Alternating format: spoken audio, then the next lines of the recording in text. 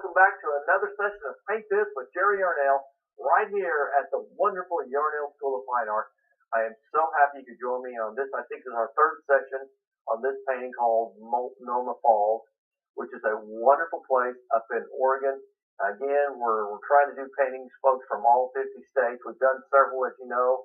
We want to ask you to keep sending in your ideas of what you'd like for us to paint in your particular state. And because it's really fun for me to get the mail and see all these photographs and ideas and things. And Multnomah Falls is one of these places that's kind of magical. Many years ago, when I first started the TV show, I did this, and it was really interesting. But I've always wanted to do a little different version of it, so that's what we're doing here. Plus to document the Oregon part of our adventure here. And remember now, last week we were working on, this is an 18 by 24 vertical canvas. It's on a stretch canvas. And we did the second phase of underpainting, started doing a little more highlighting to create some of the rocks. We put some of the water in to give some of the base. We're still not highlighting or detailing, but today we'll do some of that. What we're going to do first of all this morning is start rolling in mist at the base of the water, behind the trees a little bit. So let me show you my photograph here. This is one here, and see the mist back in here? And the haze. Those are some. I've got some over here. You can see how, here's one. You can see how hazy it is back at the background and the mist. But anyway, that's what we're going to do now, start putting the mist in. And once the mist is in, then we can start putting in the tree trunks and the highlights on the leaves, brighten up the water, change some of the rocks around. And I gave you a little homework assignment and hope that you had a chance to work out some of your rock formation. We'll still do some of that today. Now I'm going to have you go to your number 6 bristle brush. Rinse it out real good. And we're going to create a mist. Now, this is going to be called a dry brush glaze. Now, let me see if this makes sense. It sounds like an oxymoron. A glaze, really, in the watercolor world, is a thin wash of color to create layers of transparent color to create an effect. Well, same thing here, except that we're going to create a thin glaze, but we're not going to put much of it on our brush. So it's a dry brush technique. It means there's not much on your brush, but the glaze is still wet. So let me show you what I mean. Go take a little water, come down here on your palette somewhere, take a little bit of white, roll it around. You don't want it to be too opaque. See, if you run it across that, right, see how transparent it is against this dry paint. Now add a little bit of blue to it, a little bit of purple. Oops, got the wrong turquoise. A little purple. All right, you see that color right there? Now, of course, that's too strong, but I've had to get the color in it. Put a little more water, a little more white to keep it. There we go. Now we're getting it. I like mine a little more on the blue side, I think. Okay, work that in. Nice. See that color right there? Now, what you do is, see, that's wet, but I'm going to wipe most of it off so that there's not much on my brush, therefore giving me the dry brush effect. But the color itself is still a wet thing. It's transparent. It's kind of washy. Now take your brush on the side like this, and you start like this, rolling your brush. See I'm doing this? See I'm creating this little soft haze? All right, start down here and roll wherever you feel comfortable, especially coming into the water where you're connecting the rocks. Now, I didn't mix enough, folks, so I'm going to have to admit my little mistake here. I'm going to mix me up a bigger batch real quick. And try to get this color in here a little. Because you don't want to have to remix every time. I'm not saying you couldn't, but it just takes time. And on the show here, we're always out of time. Okay, get that going there. That mixed in, wipe most of it off. Maybe test it up here on your bevel board if you want to. All right, now I'm going to start rolling. See, like right here. Now this is called a dry brush glaze. This is how you create fog, mist, smoke, haze, pollution, whatever you want to call it. Come on, back up and through here. See how it settles the rock down there? Creates that kind of a misty thing. Oh, and by the way, probably next week, we'll use our toothbrush to splatter the splatters of the mist too. You can use a toothbrush to create mist and haze. It's really fascinating. See how I'm rolling this now? Notice I'm using what's called the chisel edge of the brush. See that? Use that whole side right there. That gives you more volume of air that's hitting the canvas. Now this is a great spot. See this area right up in here? That's a great spot for some mist.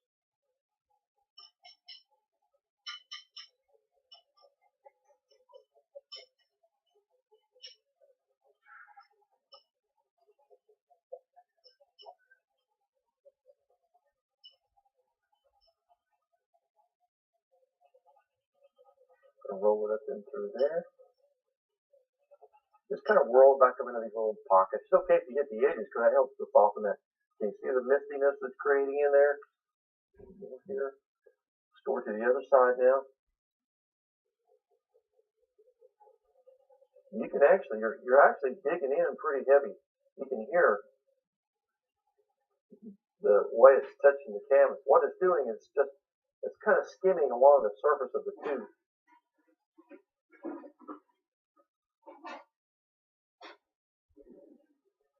And what is pretty misty back here because these trees will stand out when we put our large trees in here, which we're getting ready to do here in just a second. I see I'm going in a circular motion. This gives you a good overlap, creates a better blend, creates softness. You have more control of the shape and the location of it. So anytime you want to create softness in a painting, for whatever purpose, this is one of the better techniques to use. Now down below the bridge, right in this area right through here, right underneath the bridge, right along here, this section, I want to create some mist right in through here.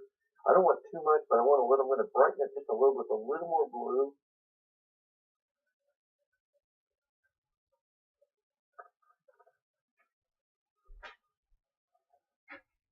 And just a little bit more mist right in through here.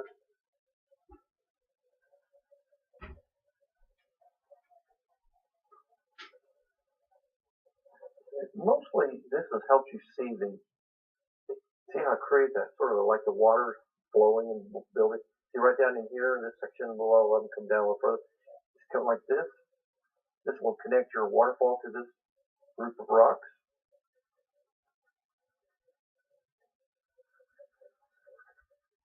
Come all the way down to the base.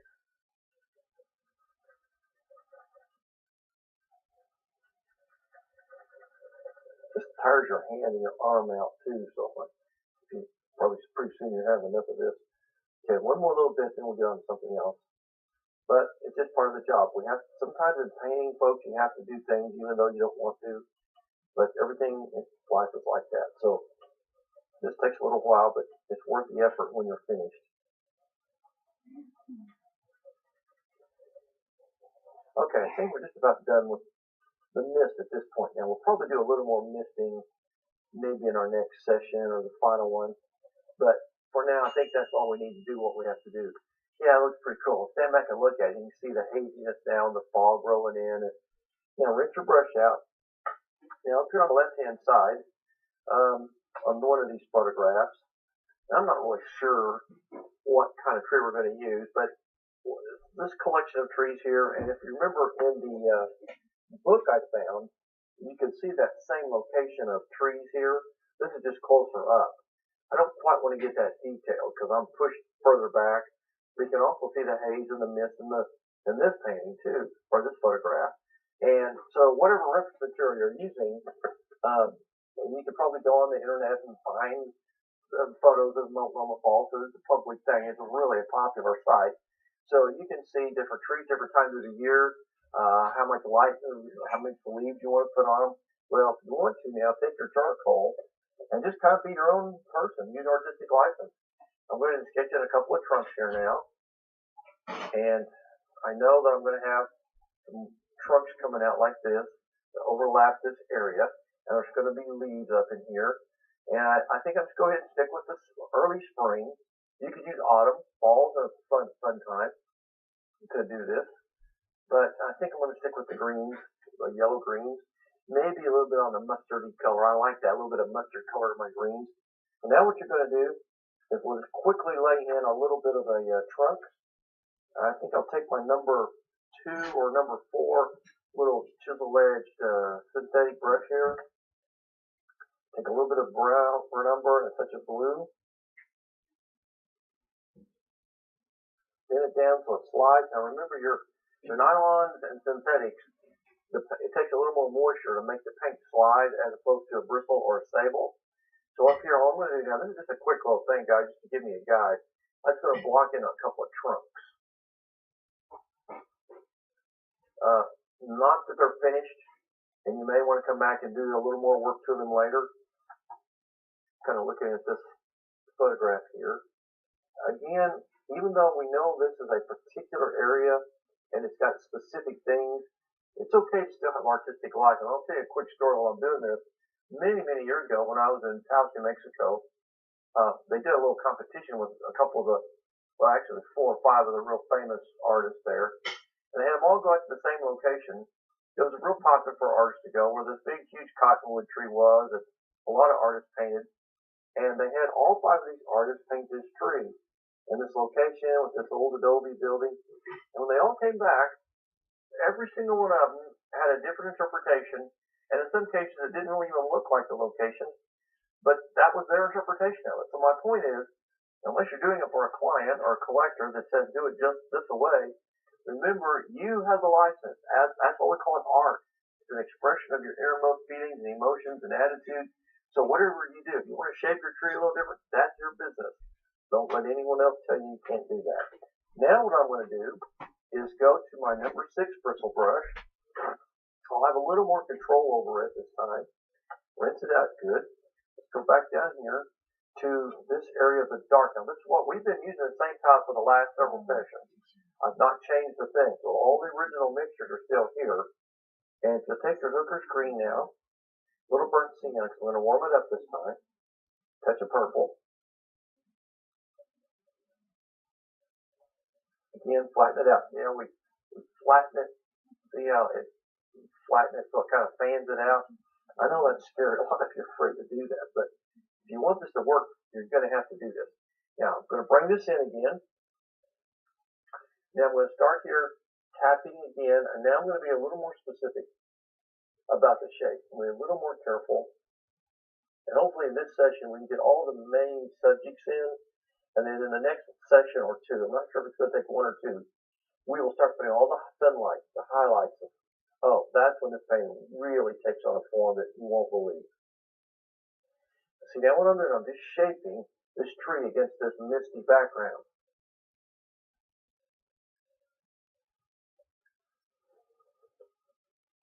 It's kind of a little umbrella shape. And I'm being very cautious to make sure that everything's nicely formed, nice pockets of space, good composition, good eye flow. And it's always a little more solid towards the center, and it branches out and gets a little bit more lacy, or you might say airy.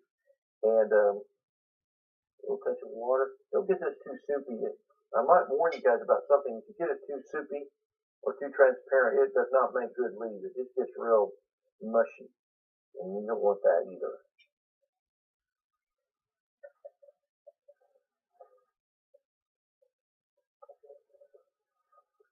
So I'm coming up here. Now I'm coming out of this mask that we did last time right here in this area. You want it to have a connection to that. So now you start refining that. Now remember last time I told you not to worry about that edge too much. Now you need to worry about it. You want it to look like it's tied in. That's just the underbrush, bushes, foliage, multitudes of different types of leaves. But you still want to have good composition there also. One of the big mistakes a lot of people make, they make their trees what we call lollipop trees or poodle trees, where you just make these little round blobs and you end up with this funny looking leaf pattern.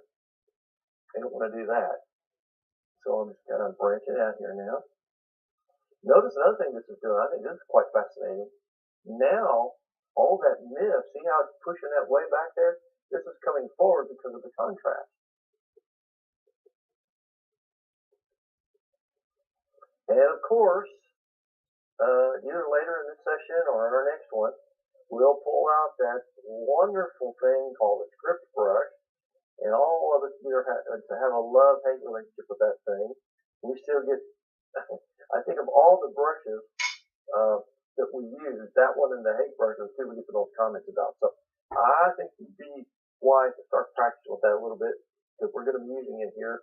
And a lot of you still struggle with how to make that brush work in a way that gives you the best gradation of limbs so you can get some nice skinny limbs. We're going to be doing that here before too long. Okay, now see I'm just tapping here. By the way, notice how my canvas is bouncing. There's a couple of things you can do. Take your finger, and you can probably notice me doing this. Now push on it like this. That kind of takes some of the bounce out. The other thing you can do is flip it over. And I might just go ahead and show you this. I've showed you guys this before. But because canvas is made out of cotton, you can just spray it with your spray bottle. Like this. That's raw canvas. It's not primed like the front of it. And just wet it real good and rub it down and get it down into the cracks back around the edges like this. And then when you turn it back around, after it sits here for just a couple of minutes, that thing gets tight as a drum.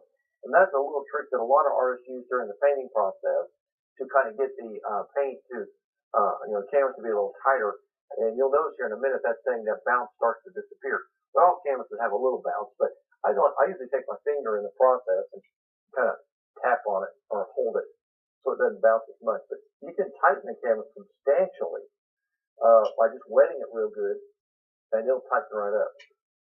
Pretty cool little trick. Now coming on down here a little bit. Now let's go over here to this side. I want to kind of put just a little bit more emphasis on these trees right here that overlap the edge of the bridge.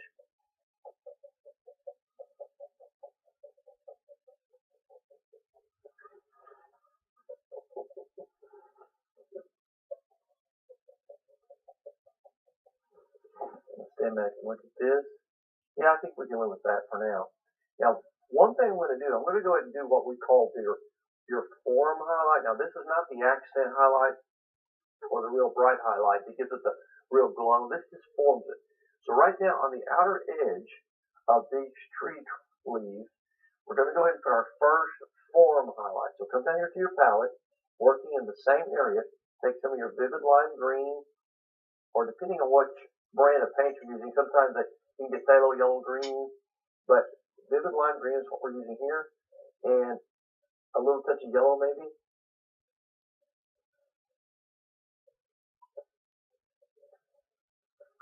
So you turn to I don't know what to call that, kind of a really very light olive. Work that in there. See, it's several values lighter than the original. Now, what I'm going to do here is I'm going to begin the process of forming your tree leaves just a little bit nicer.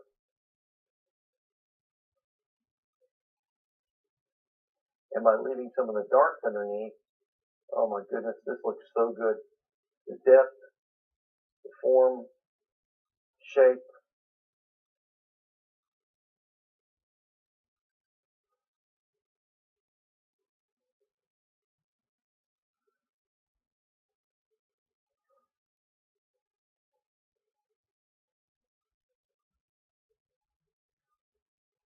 Isn't that beautiful?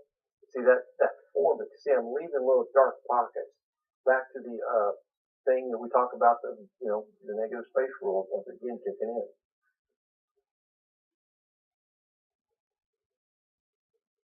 This is called your form highlight. Now at the end of the painting, we'll put the real bright ones on.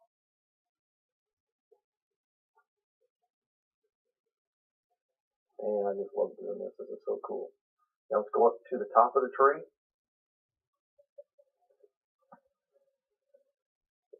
Now, I don't know if you guys noticed, that thing's already, most of the bounce, the real big bounce that was in there a while ago is out. And so now I can either push it from the back or push on the front if it's still got a little bounce. I actually one time wet one, I got it too wet, and it actually tore the canvas. The canvas either had a weak spot in it, obviously, but it got it so tight it just tore the canvas. And so you can get it pretty tight.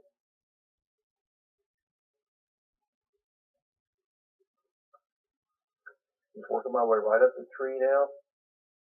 Giving this a nice form, shape. Watching the repetitive shape. Don't get all these little, like I said, those little poodle tails or whatever you want to call it. Up here now. And notice I'm going right on the outer edge, but I'm going beyond the shape that we put in there. That gives it a little bit more, you don't just hug the dark because you leave usually too much of an edge. You go out beyond it a little bit, that'll soften it some.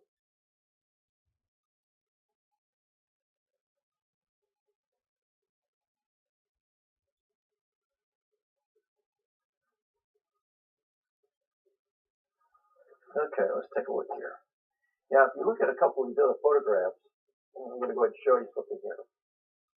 You can see that the leaves that we're putting in here would be this section, but further away.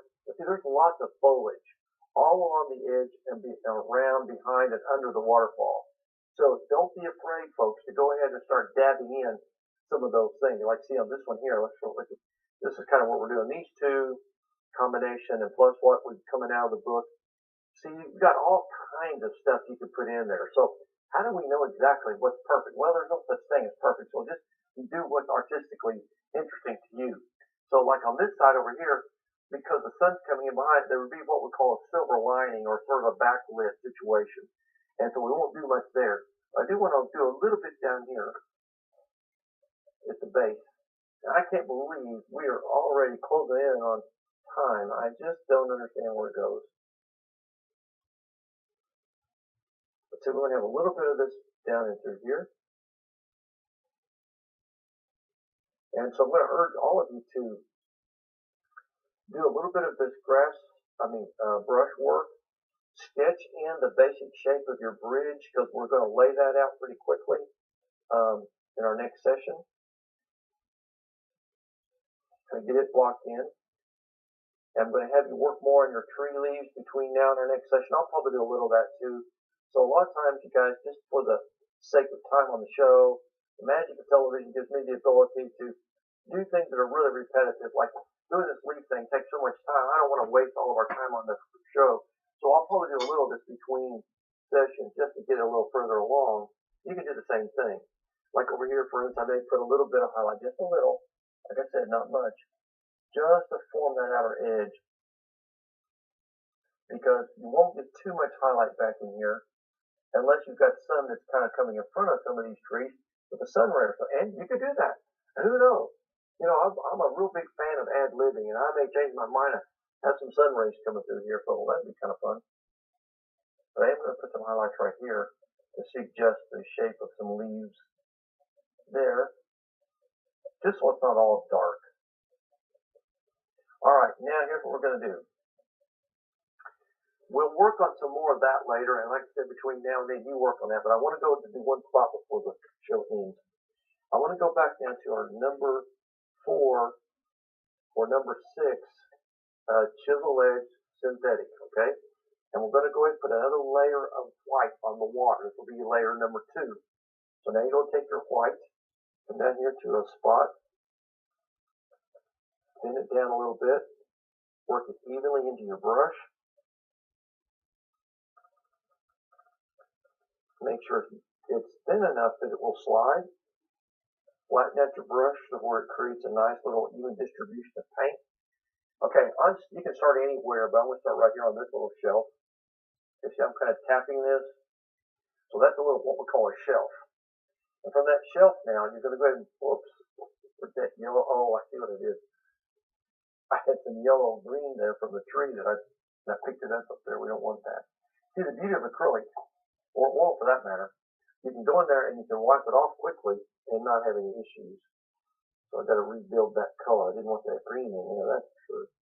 Well, I don't know. I guess you could have green water if it's not too healthy. Now, take your brush and then streak it like this down the middle. And you make this a little brighter. Now folks, this is critical. Barely skim the surface. See how that brightens that up? Just brings it alive.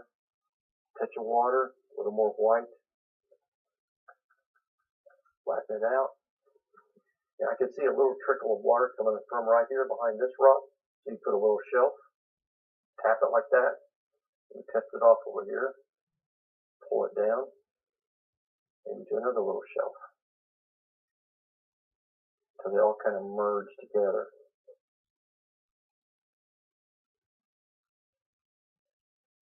Come below the waterfall. Isn't that neat looking? Now, this top part of the fall, I want you to take this paint and put it on a little thicker.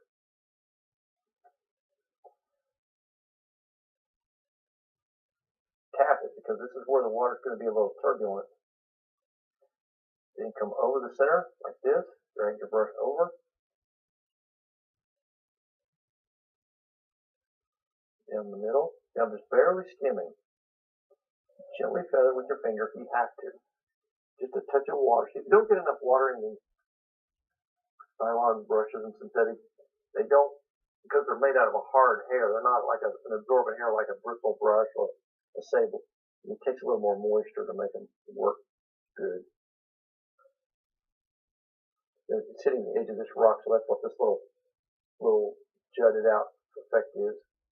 So I want all of you to work on your waterfall a little bit between now and our next week, and work on your leaves. Give you a little more mist and fog. Get all the little things that you want to get done. And then in our next session is when we really start bringing this thing to life.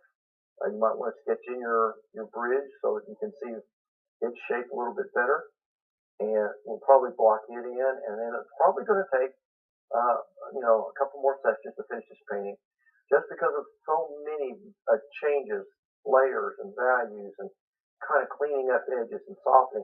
Plus, I want to remind you to have your toothbrush handy. So I want all of you to get your toothbrush between now and our next session. You're going to love what we're going to do with the toothbrush. And we've done all this and this. Now let's go up to the top of it here.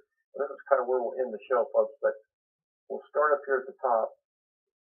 And you see, you could have started anywhere. I could have started at the top. So there's no really rule there. I don't know. It's in the mood to start down there a while ago.